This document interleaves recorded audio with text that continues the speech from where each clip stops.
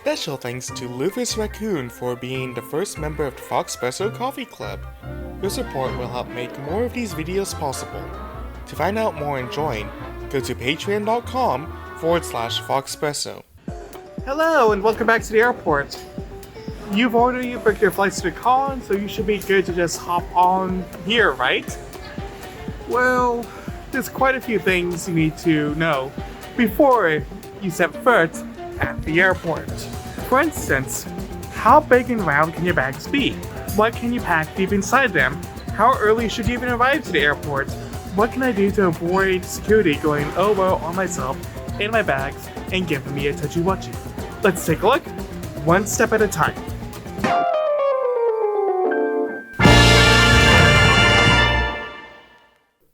So for most airlines in the main cabin fare, you're allowed to bring one carry-on and one personal item. What does that look like? This is a carry-on. It's no larger than 22 inches long, 14 inches wide, and 9 inches high, including handles and wheels, and it fits in the overhead bins. This is your personal item. If you purchased a basic fare or are flying on a ULCC, that's an ultra low-cost carrier like Spirit, Frontier, or Allegiant, this is the only piece of luggage you're allowed to bring on free of charge. And it must fit underneath the seat in front of you. If you have any luggage larger than the above size or are bringing on a full suit, it will have to be checked. For any airline that isn't Southwest, this is a paid extra that you'll have to factor in. For most airlines, it's around $30 one way or $60 round trip. Please consult the fee chart I've linked below. For most airlines, there's a maximum weight limit on checked bags that is up to 50 pounds. If you have a scale at home, be sure to use that when packing. Granted, odds are slim that you'd exceed that as fursuits are generally light, but it's good to keep in mind if you were to, say, sneak on a few special beverages into that giant action packer. Speaking of, if you're planning on bringing a fursuit, containers such as action packers or husky containers are ideal for that purpose. Just be sure to zip tie or use a specially marked TSA approved locks and include personal information like address and property of contents just in case. While it is rare for a baggage to be lost in this day and age, it can and has happened. Towels for Android and Apple AirTags are a good way to track your bags. Now, what can't you bring on board? It varies based on checked bags and carry-on. Carry-ons will be brought with you through security and are subject to stricter regulations. I'm sure you're familiar by now that no large liquids are allowed, right? If you want to find out exactly what you can and can't bring on board, see the TSA link down below. If you have any electronic items larger than an iPad, like a laptop for example, in your carry-on, I would suggest having it in an easily accessible part of your bag, since it will have to be x-rayed separately, just like your shoes, your 311 compliant bag, etc. As for what can't be brought into your checked bag, it's a lot more simple. Just don't pack anything that can go kaboom or flame. Again, refer to the link in the description below.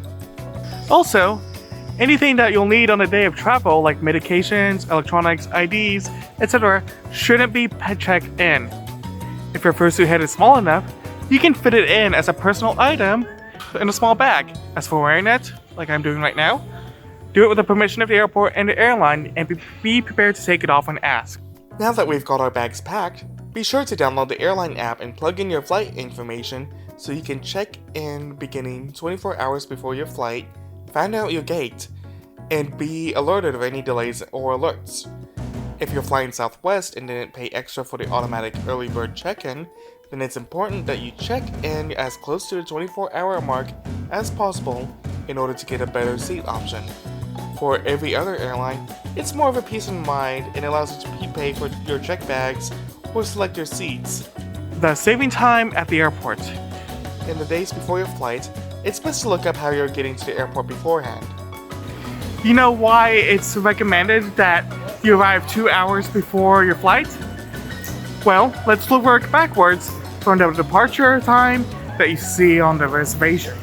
You see, that departure time is when the doors are set to close. Around 30 to 40 minutes prior is when boarding begins. Depending on the size of the airport, it can take around 15 minutes to an hour to find your gate, and TSA can take up to over an hour on a busy day. Not to mention that if you're dropping the bag, it can be at least 30 minutes if you're on a major airport or if you're going during the rush period. Please pack your patience and arrive early. Now with that said, let's go ahead and pretend that we're going to the airport. Surely you've arrived with enough time to spare and at the right terminal. If you're only bringing carry-ons, then proceed to the security checkpoint. If you need to drop your bag, then proceed to the airline's check-in area. This is a mostly self-serve process that can be done via the airline kiosks. To check a bag, just either scan the adult boarding pass from your phone, enter your last name or confirmation code, and confirm the amount of bags you're checking in. Once done, the machine will print out the bag tag. Just attach your checked bag, and if you have trouble with this, don't be afraid to ask an airline employee nearby, and then proceed to the signs that say baggage drop. Once there, just show your ID, boarding pass, and confirm the final destination airport. If you have an issue with the machine, just proceed to the desks labeled General Assistance and an agent will help you. Also, if you booked a basic economy fare, you will need to go to this line to confirm that you only bought a tiny bag, though this only applies if you're flying United. When we got that done, let's go through security.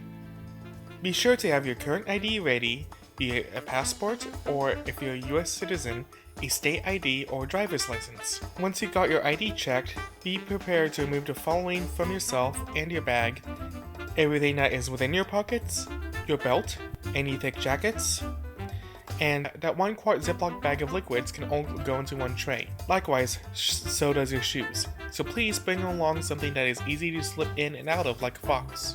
Electronics larger than a smartphone must also be out of your carry-on bag and placed onto their own tray.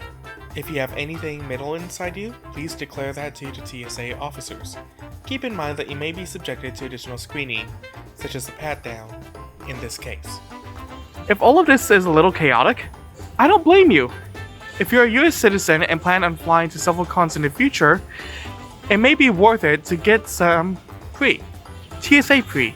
For just $85 every 6 years, you can go through security with your shoes, belts, jackets on, and keep your electronics and liquids in your bag. Now, isn't that just a breeze? So, you just got through security, rearranged yourself, and back to normal, and found your gate. While you wait to depart on your gravity-defying excursion in a highly pressurized tube, let's go over a few friendly tips and courteous reminders to make your flight as enjoyable as possible. First off, be kind.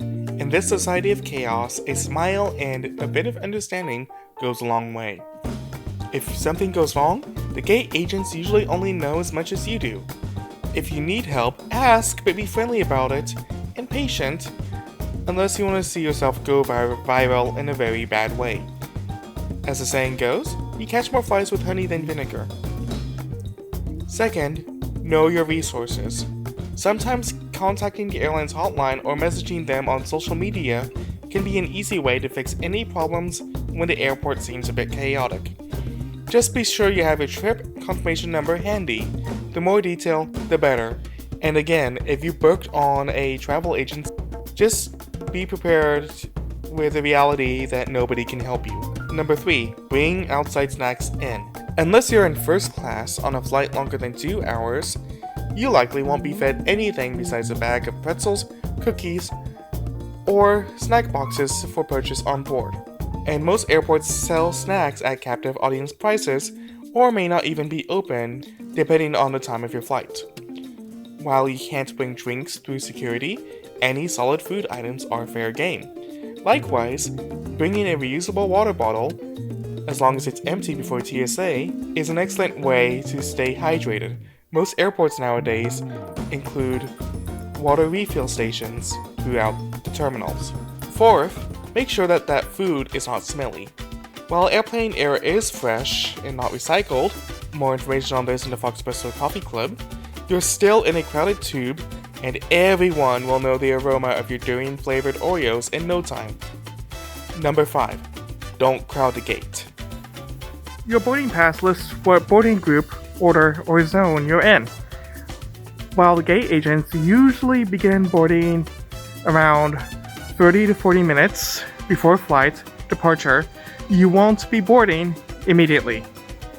Please pay attention to your place and only line up when called, or in the case of Southwest, when the columns are empty. Some airlines, like Delta, won't alert you on the app about boarding time until your group is called. I've linked a chart showing the boarding order for each US and Canadian airline below. Number 6. You could get a freebie out of this. However, if you're on a full flight and your boarding group is above B or 3, then gate agents will usually ask for passengers to check their carry-on at the gate, free of charge. If you're able to part with your roller, you can do this and, on occasion, get priority boarding in the process. Yay! Number 7. Download entertainment. Now, unless you're flying JetBlue, Delta, or Air Canada, most airlines have done away with onboard television screens, leaving passengers up to their own devices, literally, to keep themselves occupied. While these airlines have free onboard streaming through in-flight Wi-Fi, trying to watch them is a puzzle in itself. If you're able to, download films and music before taking off. Number 8. Pack a cord. While most airlines have power outlets at your seat, not all of their planes may have them. Southwest is especially notorious for this. A good way to make sure of this is to look for a plug icon when booking your flight. If you don't see any signs, then pack a power bank in your carry-on to keep your devices charged all flight long. Number 9. You can get free Wi-Fi. Airlines are beginning to move away from paid Wi-Fi and are beginning to offer free options. While this isn't available everywhere, almost every airline save for the ULCCs and American Airlines offer free messaging which limit bandwidth to just enough to send texts on apps like Telegram. If you are on T-Mobile and are flying Alaska, Delta, and United, you can get free Wi-Fi for the entire flight.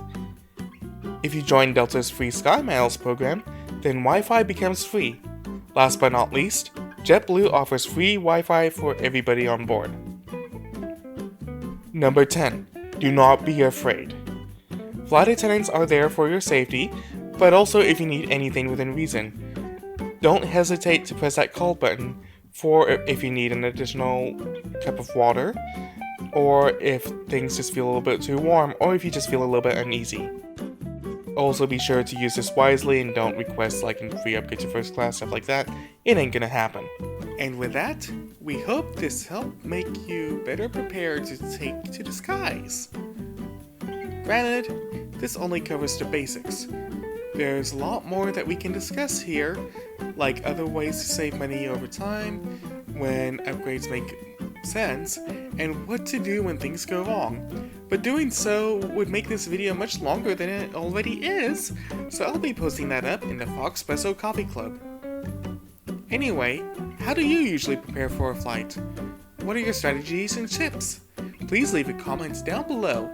If you like this and want to see more videos, please subscribe and hit that little tiny bitty bitty bell. Oh, and of course, give me a like. Next time, we'll be going back on the ground and on the rails. Until then, yap.